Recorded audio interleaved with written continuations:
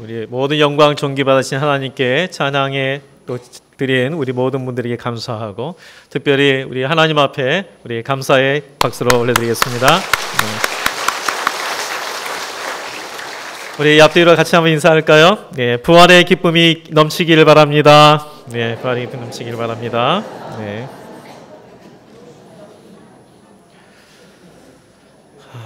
우리가 2000년 전 예수님의 부활의 사건을 잘 듣고 알고 있습니다. 그리고 그것을 기념하여서 매년 이렇게 부활절 기념 예배를 드리고 있습니다.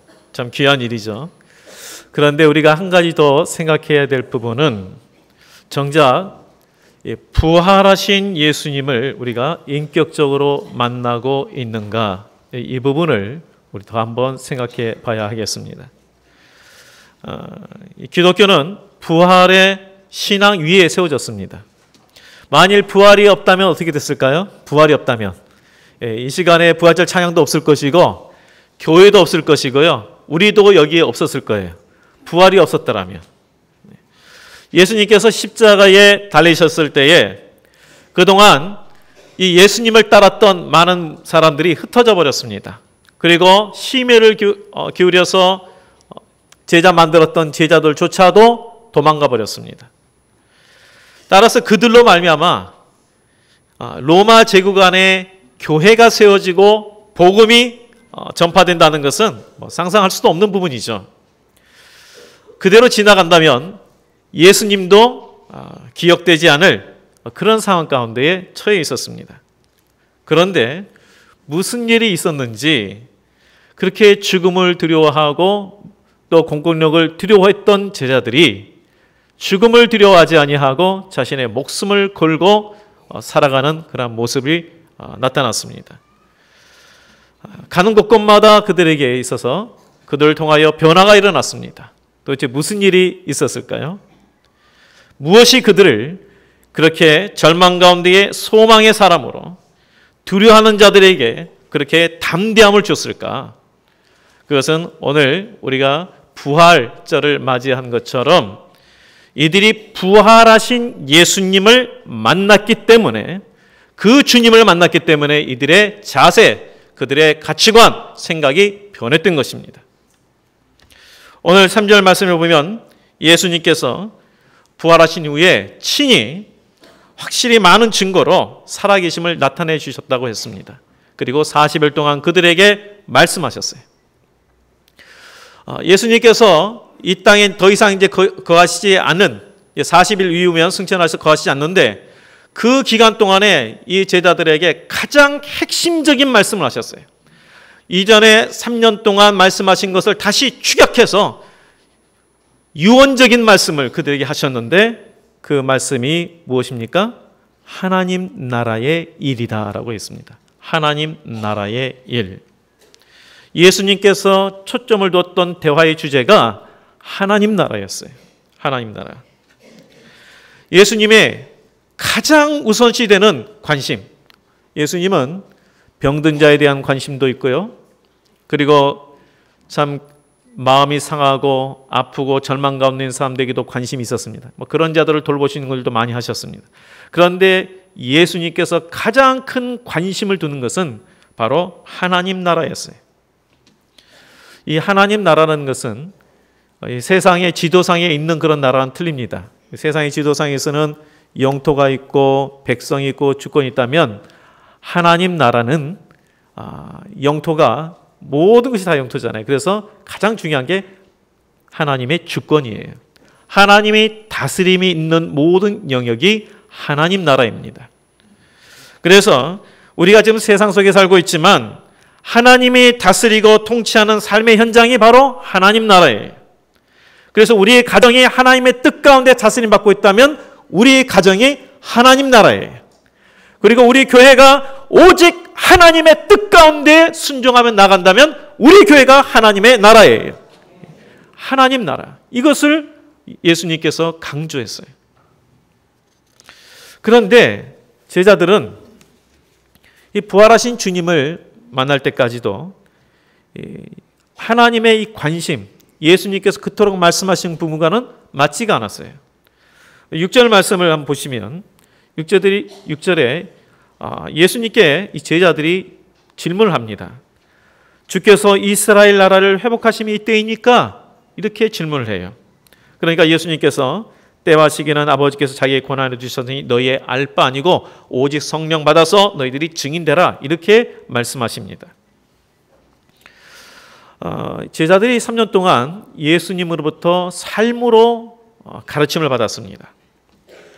그런데 이들이 그토록 예수님과 같이 살면서 영향을 받았음에도 불구하고 이들의 생각이 아직까지도 변하지 않았던 모습이 여기에 나타나요.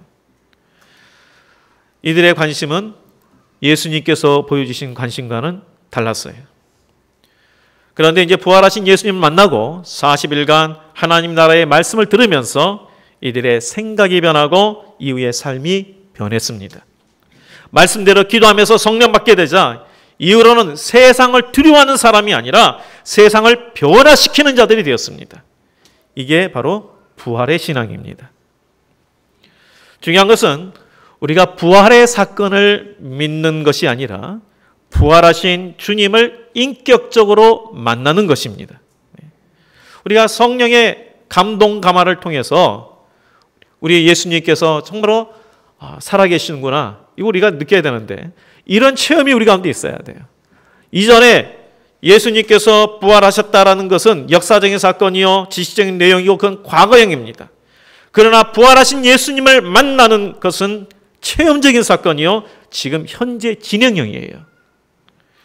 간절히 바라는 것은 여기 계신 우리 모든 분들이 부활하신 예수님을 만남으로 부활이 과거의 사건이 아니라 지금 나의 삶 속에서 예수님과 동행하는 현재 진행형이 되시기를 주의 이름으로 축복드립니다. 네. 아무리 부활의 사건이 있어도요, 부활의 주님을 만나지 못한다면 나에게 어떤 변화가 있겠습니까? 두려움에 빠졌던 제자들이 부활의 소식을 듣고 나서 그들이 갑자기 힘 얻은 거 아니에요. 부활의 소식을 들었어도 그들이 만나기 전까지는 의심했고요, 만나기 전까지는 그들 가운데 변화를 주지 못했습니다. 그러나 부활하신 주님을 만나면서 그들에게 놀라운 변화가 일어난 것입니다. 마찬가지입니다. 우리도 부활의 주님을 만나는 부활의 신앙을 가질 때에 변화가 일어나는 것이죠. 근데 어떤 변화가 일어날까요? 오늘 한 두 가지만 말씀드리고 하는데요. 먼저는 고난과 좌절의 상황을 극복하는 믿음을 갖게 됩니다. 제가 부목사로 있을 때에 저 교구 식구 중에 참 지금도 기억이 남는 한 식구가 있습니다. 그 식구는 결혼한 지 8년 만에 정말 어렵게 아이를 가졌어요. 그렇게 기도했는데 8년 만에 애를 가졌어요. 딸을 가졌는데, 근데 참 8년 만에 아이를 가졌는데 이 아이가 희귀성 심장병이 걸렸어요. 보통 그 병이 잘 알려지지가 않아서 그 병에 걸린 사람은 그 아이는 1년을 넘지 못한다고 그러더라고요. 생존이. 그래서 전 교회가 같이 기도하고 했는데 어떤 병인지 명칭을 잘 모르겠는데 이 심장하고 연결되는 혈관에 문제가 있어서 인공으로 혈관을 만들어줘야 돼요. 근데 애가 자라면서 생존을 해도 2년마다 혈관 확장술을 해줘야 돼요. 확장을. 그러니 한번 생각해 보세요. 이 배를 갈라서 심장을 꺼내서 거기에 수술한다는 것이 보통 수술입니까? 근데 그것을 2년마다 해야 돼요. 2년마다. 자, 그런 가운데에 남편도 단과암이 걸렸어요. 이 암 중에서도 참 이 지독한 암이 단과암이라고 그러는데, 이 암이 걸려서 참 항암 치료받는 것도 고통이고, 그래서 이제 나았어요. 근데 또 재발이 되잖아요. 한 번 재발된 것도 얼마나 시리에 빠지고 고통스럽습니까? 근데 이분은요 4번 재발됐어요. 그러니 이 아내 입장에서 딸이 8년 만에 난 딸이 희귀성 심장 질환으로 걸려서 그 수술을 2년마다 한 번씩 해야 되고, 남편은 단과암에 걸려가지고 항암 치료를 어렵게 받는데 재발을 한 번, 두 번이 아니라 4번이나 재발이 됐어요. 살 힘이 없는 거예요. 너무나도 고통스러워요. 그런데 이분에게 있어서는 참 의지할 분이 오늘 주님밖에 없잖아요. 근데 이것이 지푸라기라도 잡는 식의 어떤 의지가 아니고 하나님은 살아계시고 또 하나님이 나를 향한 선한 인도하심이 있을 거라는 그 믿음을 갖고 이 어려움을 순간을 극복하며 나아가는 그러한 집사님이셨어요. 이 딸이 치료받는 첫 사례가 됐습니다. 서울대병원에서. 이런 질병 가진 애가 생존한 첫 사례가 돼가지고 이후에 질병 걸린 애들이 생명을 얻는 기회가 됐어요. 이를 통해 하나님께 감사했어요. 그리고 이 남편이 그전에는 하나님을 알지 못했는데 이 질병으로 인해서 하나님을 인격적으로 만났어요. 그래서 이 교회에서 항상 보면은 본인이 그렇게 고통스러운데도 항상 웃으면서 인사를 하고 얼마나 참 본이 되는지. 주어진 고통을 근심을 이기고 소망으로 살았습니다. 어떻게 이게 가능했을까요? 누구에게 보여주기 위해서 그게 가능합니까? 아니죠. 부활하신 주님을 확실히 만난 거예요. 우리를 위해서 모든 것을 희생하신 그 주님, 그 주님이 지금도 나와 함께 하시고 나의 선한 계획을 갖고 인도하신다는 그 믿음, 이 믿음을 확고하게 가졌기 때문에 주어진 상황을 이겨나갈 수가 있었던 거예요. 예수님께서 십자가에서 죽으셨을 때에 제자들이 절망감과 시리에 빠졌습니다. 그리고 그 장소가 두려워서 이제는 우리가 살던 곳으로 가야지 하고 떠나는 제자들도 있었습니다. 그런데 이들이 다시 떠나왔던 두려움의 장소였던 그 예루살렘으로 돌이킬 수 있었던 것은 부활하신 예수님을 만났기 때문이에요. 예수님께서 제자들에게 명하셨죠. 예루살렘을 떠나지 말고 아버지께서 약속하신 것 기다려라. 이렇게 말씀하셨어요. 근데 왜 예루살렘을 떠나지 말라고 했을까? 사실 뭐 갈릴리에서 주로 사역했으니까 야 갈릴리 가서 열심히 기도해. 그러면 내가 약속하신 것 거기에 보내드릴게. 이렇게 할 수도 있는데 예루살렘을 떠나지 말라고 그런 거예요. 예루살렘을. 사실 예루살렘은 그전에는 제자들에게 있어서 야 정말 우리 시골에서 그래도 하나님의 성전에 있는 예루살렘 얼마나 그렇게 선망의 대상이었겠습니까? 그렇지만 예수님께서 십자가에 죽으신 이후에는 그들에게는 선망의 도시가 아니에요. 그들에게는 아픔의 도시예요. 그리고 부끄러움의 도시예요. 그런데 예수님께서 그곳으로 가라는 거예요. 일반적으로 새 일을 하게 되면 패배나 어떠한 아픔이 없는 새로운 곳으로 장소를 정하잖아요. 그래서 한 왕조가 새롭게 세워지면 그래서 도읍도 옮깁니다. 새 도읍을 선정해요. 또 회사도 이렇게 새롭게 뭔가 일을 하자 그러면 이름까지도 바꾸잖아요. 예전에 뭐 금성 그랬는데 지금 LG 그처럼 이름을 바꿔요.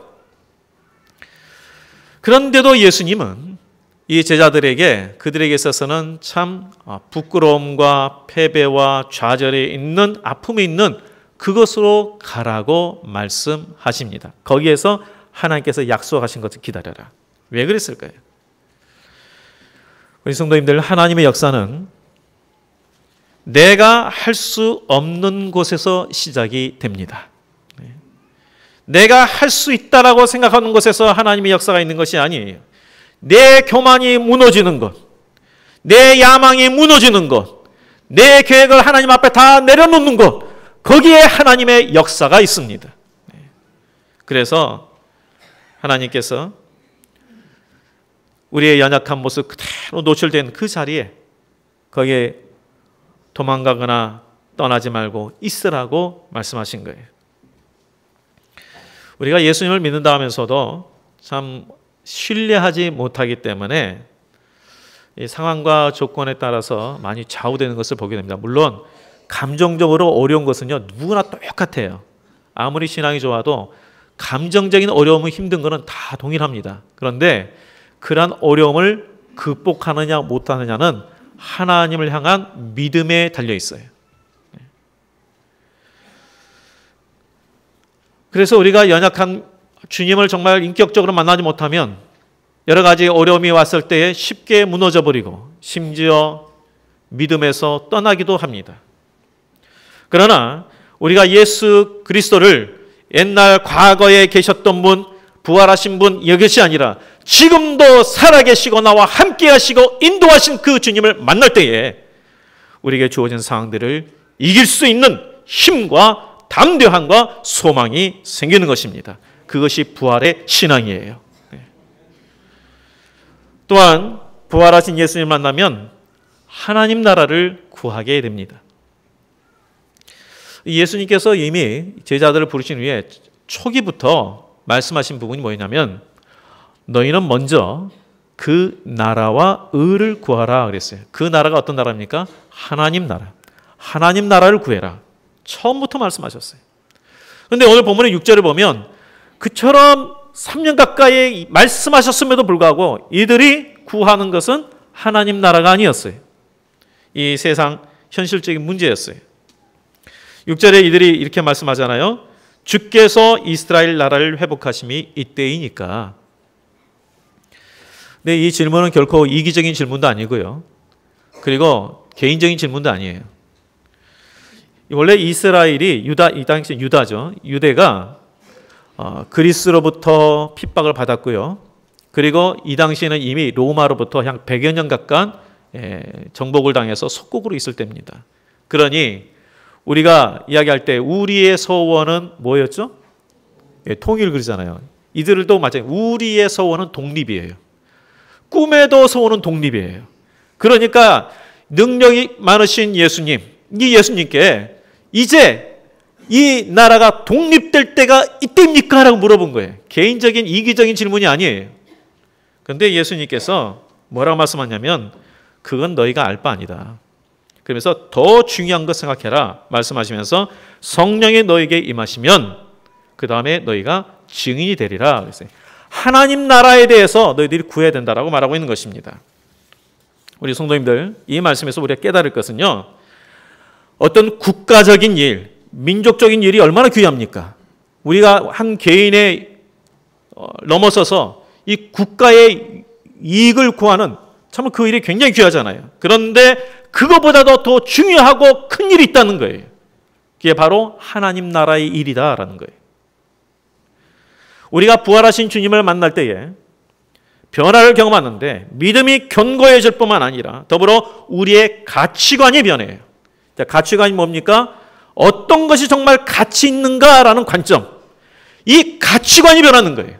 이전까지는 가장 중요한 것이 어떠한 대의, 그래서 이 민족, 이 나라, 이 부분이었는데 우리가 예수님을 만남부터 우리의 가치관이 좀 더 변했어요. 가장 중요한 부분이 바로 하나님 나라라는 것이에요. 그래서 이후로는 이 제자들이 하나님 나라를 위해서 이들의 목숨을 겁니다. 제가 지난주에 이제 성경적인 교회를 세보자 하면서 노력하고 나가는 이제 가정교회 세미나를 갔다 왔어요. 좀 명칭이 가정교회라서 조금 그런데 원래 이 성경적 교회라는 뜻이에요. 우리가 정말 초대교회의 성경적 교회로 돌아가자. 우리의 전통에 기반한 교회가 아니라 말씀에 기반된 교회, 성경적인 교회, 거기를 우리가 돌아가고 또한 그렇게 회복하고 힘쓰자. 그런 가운데 이제 그렇게 이미 시작하고 있는 교회를 이번에 가서 교육을 받았어요. 우리가 이제 순천 안에 있지만 제가 몰랐어요. 강남중앙교회라고 이렇게 참 좋은 교회가 있는지 몰랐는데 가면서 제가 참 도전을 받고 목회자로서 참 부끄러웠던 부분이 있었어요. 거기에 이제 참석하신 분들이 한 70명 정도 되시는데 각 우리로 보면 구역장님 집에서 머물렀어요. 5박 6일 동안 구역장님 집에서 있는 거예요. 그러니까 이 구역장님들이 안방을 내줘가지고 그렇게 이제 머물게 하십니다. 사실 이게 뭐 하루도 아니고 5박 6일 동안 그렇게 집에서 모신다는 거 참 어려워요.